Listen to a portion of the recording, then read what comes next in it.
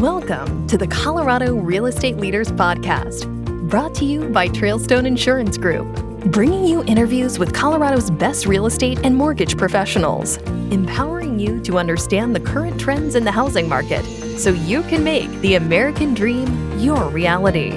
Enjoy today's episode.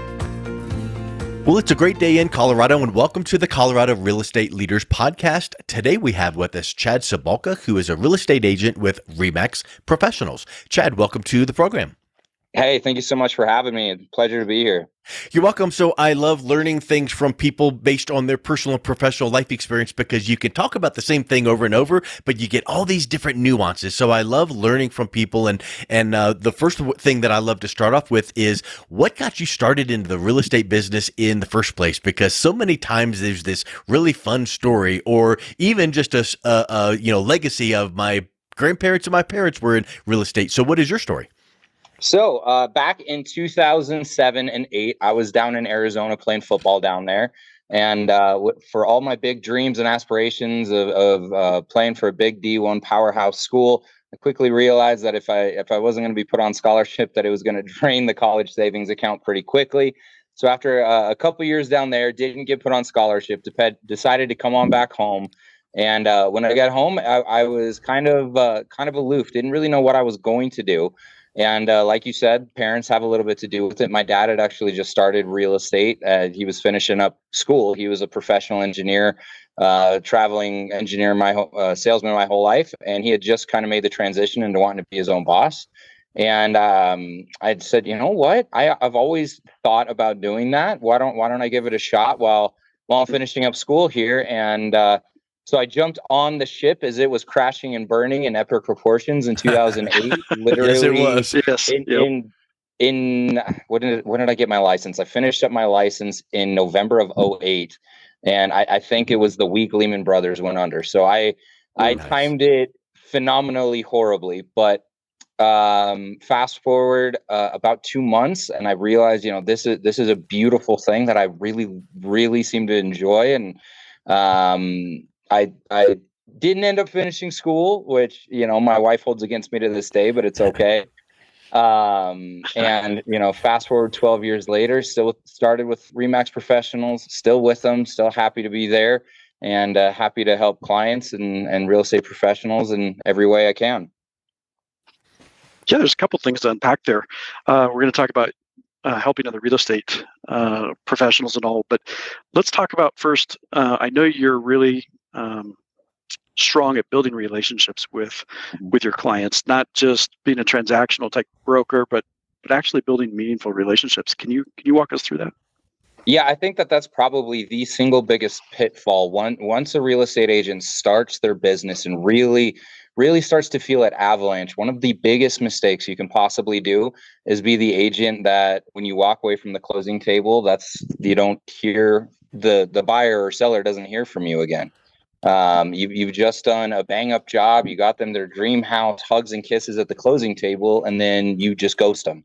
I think that's a massive mistake that lots of agents do, and a lot of time inadvertently, because we have to focus on the fires going on in other businesses, but I think it's in other business activities. I think it's absolutely critical for to make sure that this job becomes a career that is long lasting, to continue to nurture those clients and have it morph into, hey, this is my friend Chad, who's a realtor, instead of my realtor whose name is Chad.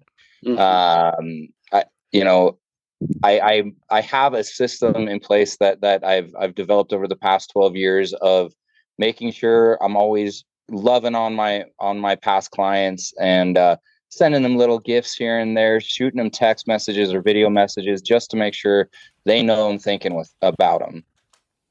That's awesome. You mentioned the closing, which we all know in the real estate world and mortgage world, hey, let's go to the closing, and, we close on our home. Well, in reality, it's really an opening, because it's the opening of the relationship. And I think that, many times people do exactly what you described. It's like, okay, high five, done, see you, and on to the next one. But in reality, wow, they might need to buy an investment property. They might have a friend. They might need to move up, move down, all of these things. And it really is an opening of a relationship. What are some of the ways that you find that you nurture that relationship? Because you said you've got a system in place. What do you do to make it feel personal and not like a system? You mentioned like videos. That's personal. What else do you do? Yeah, so I made it probably year 2 or 3 in my real estate business. I stopped giving gifts at closing. I stopped bringing bottles of wine or tequila or gift cards or whatever. Instead, I say, okay, two things. I do two things at closing. Number one, hey, where are we going to dinner and when are we going? And I say, you pick the restaurant, you tell me the time, blank check. You want to go to Ruth's Chris and get a steak? Great, whatever. And I take them to dinner, sit down, break bread with them. And the conversation isn't about real estate. It's about your kids. It's about your dog. It's about your grandpa. It's about whatever you want to talk about. But I try about how bad the Broncos are doing. Whatever you want to talk about. And I try to shy away from talking about real estate because I want to really, really know about you. And I also try to do it at the beginning of the transaction, but specifically at the end, we go celebrate and happy hugs and kisses. And then I also, and I do this with my mortgage partners as well, co-host their housewarming party, where I say, okay, what day do you want to have your housewarming party? I want to help you get the food and the drinks and let's celebrate your house. And by the time I'm done with those two things, on top of the month or so at least of working together, it's a friendship at that point, and to the point where it almost becomes family-esque. I've had clients that I've ended up in their weddings and that sort of thing because I really care about my clients as people, not paychecks. So you said the word care just there. And it reminded me of this phrase that I know that you'll know it when I start saying it, but people don't care how much you know until they know how much you care. I almost interrupted you and finished it. That's a great example of that, and taking them to dinner and not just like, hey, we ought to do dinner sometime. Yeah, we should. And then never, it's like, let's do it now. Grab your calendar. Where are we going to go? When are we going to go? And that's spectacular. And that build and people really do resonate with that. So do you find that you're working these days, like at any moment in the market fluctuates up, down, and all around. Are you working with more buyers or more sellers, or is it a good mix? I'm blessed that it's my business has always been a pretty darn good mix. I at the end of the year, I do a review of everything, and I'm always 60-40 one way or the other. Yeah. But it's I've never had a huge year where I'm like 90% listings, 10% buyers. It's always been pretty darn balanced. Yeah, that is really good. Do you find that with the market shifting, these days right now, the market is, going to lean one way or the other, but then that kind of predicates the 60-40. When you're working with sellers, let's just pick, sellers as an example. What are some of the ways that set you apart when you work with your sellers that maybe even one of your clients says, wow, I bought a house before with someone else years ago, and boy, your service really stands out because? Yeah. So when it comes to listing a house, my first conversation, I always say, hey, this is, I don't shy away from the fact that this is going to be a stressful time. It is what it is. Selling a house, having other people come through it, getting the price you want, moving through the whole thing. But it is my job to release as much of that stress as possible and relieve it and guard you from as much of it as possible. So when going on the market, it's a pretty full court press. We do, I cover the cost of a cleaning, staging. I really pride myself. I think we're going to talk a little bit later about video and internet presence. I think is now more important than ever to put your best foot forward market wise with the best media you can possibly get.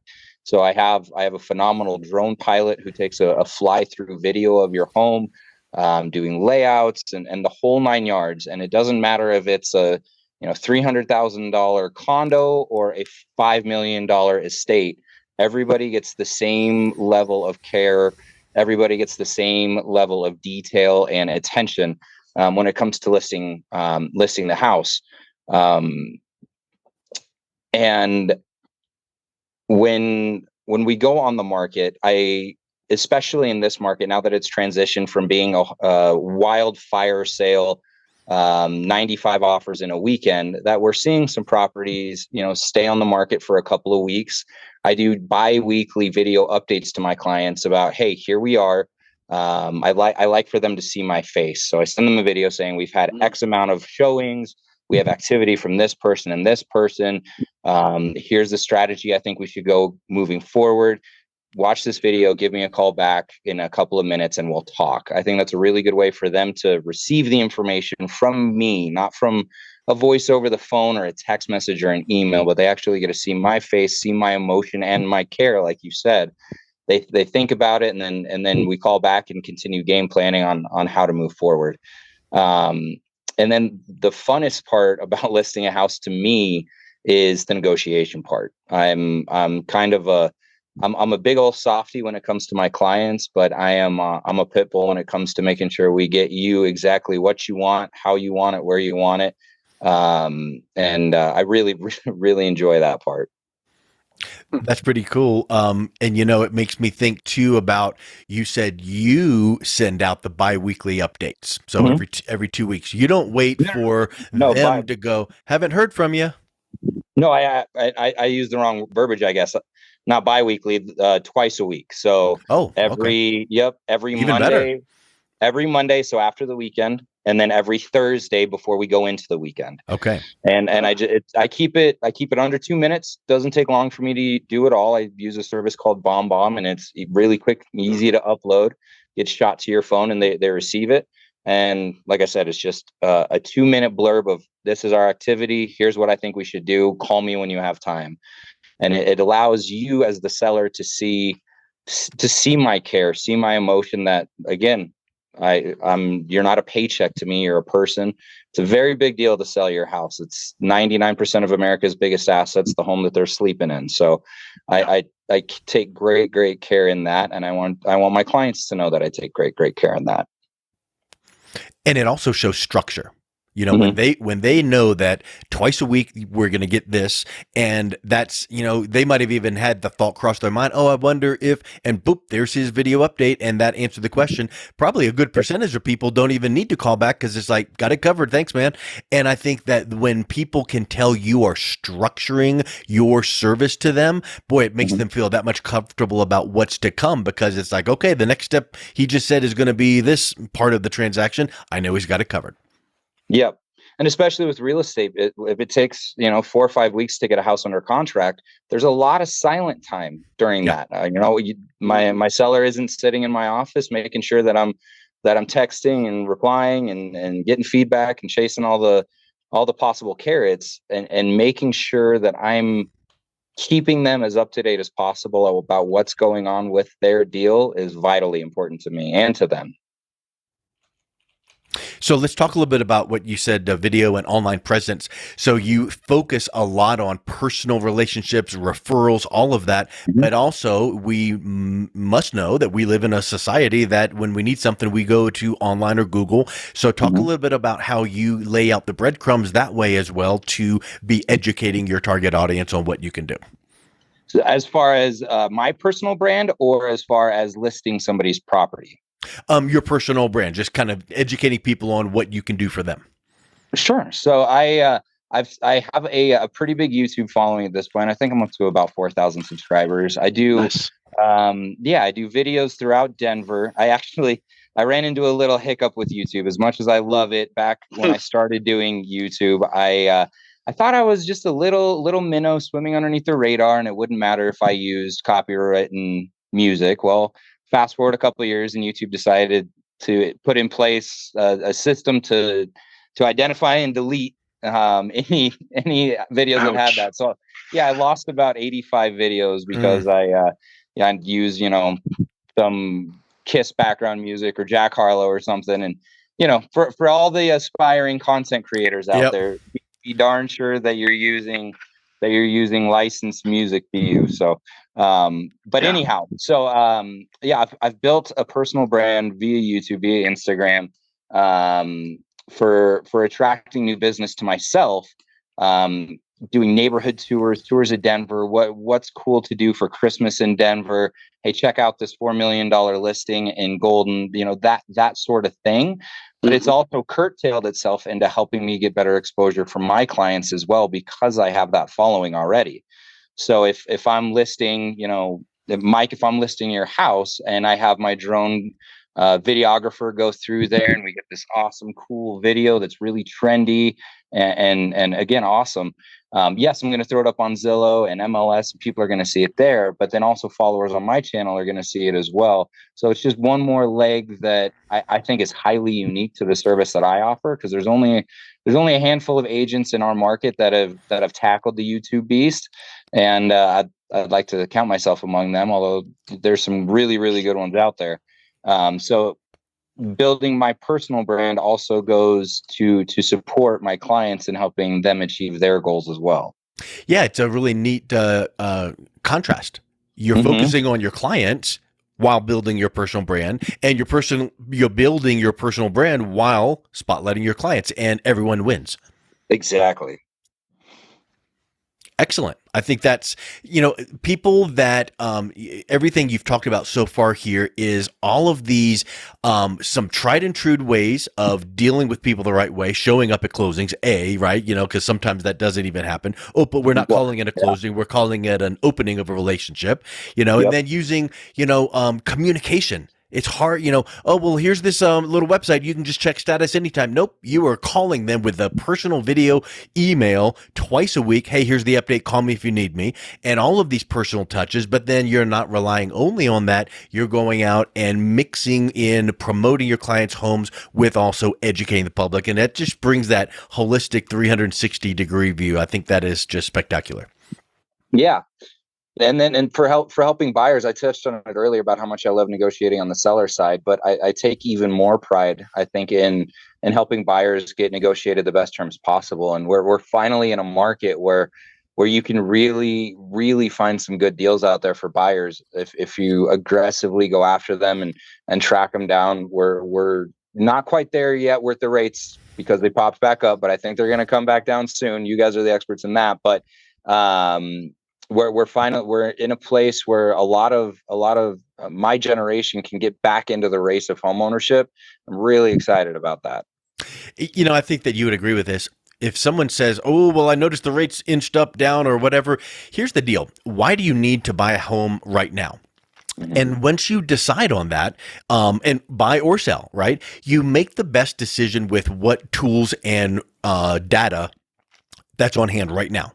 And the sooner if you're a first-time home buyer, the sooner you can buy, the sooner you start getting equity to build up, or tax deductibility with your mortgage, interest, and all of these benefits and pride of ownership. So it's like, don't try to time. The only time you need to time the rates is, hey, my rate currently is X. I wonder if I could save some money. Well, then that's a whole different story. But I think that too many times people get caught up in what's the market going to do. Just make a good decision and move on and work with someone, like you, Chad, that can really guide them through that process.